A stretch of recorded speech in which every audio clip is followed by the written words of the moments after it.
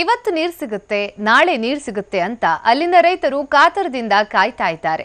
ಆದರೆ ಅಲ್ಲಾಗ್ತಿರೋ ಬೆಳವಣಿಗೆಗಳನ್ನ ನೋಡಿದ್ರೆ ಅಲ್ಲಿಗೆ ನೀರು ಯಾವಾಗ ಬದಲ್ಪತ್ತೋ ಆ ದೇವರಿಗೆ ಗೊತ್ತು ಅನ್ನೋ ರೀತಿ ಪರಿಸ್ಥಿತಿಯಾಗಿದೆ.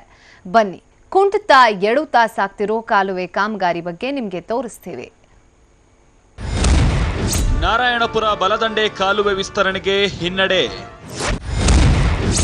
2 ಬಾರಿ ಟೆಂಡರ್ ಕರೆದರೂ ಬಾರದ ಗುತ್ತಿಗೆದಾರರು. ಹೌದು, ಅಂದುಕೊಂಡಂತೆ ಆಗಿದ್ರೆ ಇಷ್ಟೊತ್ತಿಗಾಗಲೇ ರಾಯಚೂರು ತಾಲೂಕಿನ ನಾರಾಯಣಪುರ ಬಲದಂಡೆ ಕಾಲುವೆ ಭಾಗದ ರೈತರ ಕೈಗೆ ಸಮೃದ್ಧವಾದ ಫಸಲು ಬಂದಿರ್ತಾ ಇತ್ತು.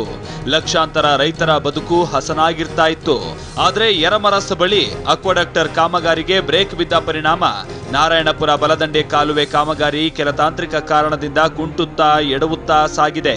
ಅಂದಹಾಗೆ ಬಸವಸಾಗರ ಜಲಾಶಯದ 95 ಕಿಲೋಮೀಟರ್ ನಂತರದ ಅಂದ್ರೆ 145ರಿಂದ 155 ಕಿಲೋಮೀಟರ್ ನಡುವಿನ ಕಾಮಗಾರಿಗೆ ಕಳೆದ ವರ್ಷ ಚಾಲನೆ ನೀಡಲಾಗಿತ್ತು.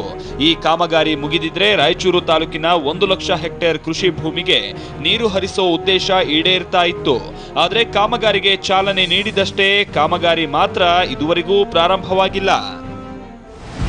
ಈ ನಾರಾಯಣಪುರ ಬಲದಂಡೆ ಕಾಮಗಾರಿ ಬಹಳ ನಿಧಾನ ಗತಿಯಲ್ಲಿ ನಡೆದದ ಮತ್ತು ಈ ಎರ್ಮರ್ಸ್ನಲ್ಲಿ ಈ KIDB ಅವರು ಪದೇ ಪದೇ ಅಡೆತಡೆಗಳನ್ನು ಮಾಡ್ತಾಯಿದ್ದಾರೆ. 090ರಿಂದ 168 ಕಿಲೋಮೀಟರ್ವರೆಗೆ ವಿಸ್ತರಣೆ ಭಾಳ ತೀವ್ರಗತಿಯಲ್ಲಿ ಮಾಡಬೇಕಂತ ನಮ್ಮ ರೈತರು ಒತ್ತಾಯ ಐತೆ. ರೈತರಿಗೆ ಅನುಕೂಲ ಆಗ್ತದೆ. ಈ KIDB ಅವರು ಯಾಕೆ ಅಡೆತಡೆ ಮಾಡ್ತಾರೆ, ಅವ್ರನ್ನ ಸರ್ಕಾರ ಕುಂತು ಮಾತಾಡಿ ಒಂದು ನಿರ್ಣಯಕ್ಕೆ ಬಂದು ಕೆಲಸನ ಸ್ಟಾರ್ಟ್ ಮಾಡ್ಬೇಕಂತ ನಮ್ಮ ಒತ್ತಾಯ.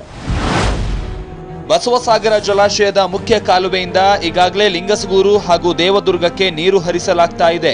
ಅದೇ ಕಾಲುವೆಗೆ ಯರಮರಸ್ ಬಳಿ 2.5 ಕಿಲೋಮೀಟರ್ ಉದ್ದದ ಅಕ್ವಾಡಕ್ಟರ್ ಕಾಮಗಾರಿಗೆ 2 ಸಲ ಟೆಂಡರ್ ಕರೆದರೂ ಯಾವ ಗುತ್ತಿಗೆದಾರರು ಕೆಲಸ ಮಾಡೋಕೆ ಮುಂದೆ ಬರ್ತಾ ಇಲ್ಲ. 20 ಕೋಟಿ ರೂಪಾಯಿ ವೆಚ್ಚದಲ್ಲಿ 3ನೇ ಬಾರಿ ಗುತ್ತಿಗೆ ಕರೆಯಲಾಗಿದೆ. ಇನ್ನು 145ರಿಂದ 155 ಕಿಲೋಮೀಟರ್ ವರೆಗಿನ 10 ಕಿಲೋಮೀಟರ್ ಉದ್ದದ ಕಾಮಗಾರಿಗೆ ಪ್ರತ್ಯೇಕವಾಗಿ 23 ಕೋಟಿ ರೂಪಾಯಿ ಟೆಂಡರ್ ಕರೆಯಲಾಗಿದೆ. ಆದ್ರೂ ಅದ್ಯಾಕೋ ಏನೋ ಯಾವೊಬ್ಬ ಗುತ್ತಿಗೆದಾರರು ಕೆಲಸ ಮಾಡೋಕೆ ಮನಸ್ಸು ಮಾಡ್ತಾ ಇಲ್ಲ. ಇದು ಕೃಷ್ಣ ಭಾಗ್ಯ ಜಲ ನಿಗಮದ ಅಧಿಕಾರಿಗಳಿಗೆ ದೊಡ್ಡ ತಲೆಬಿಸಿಯಾಗಿದೆ.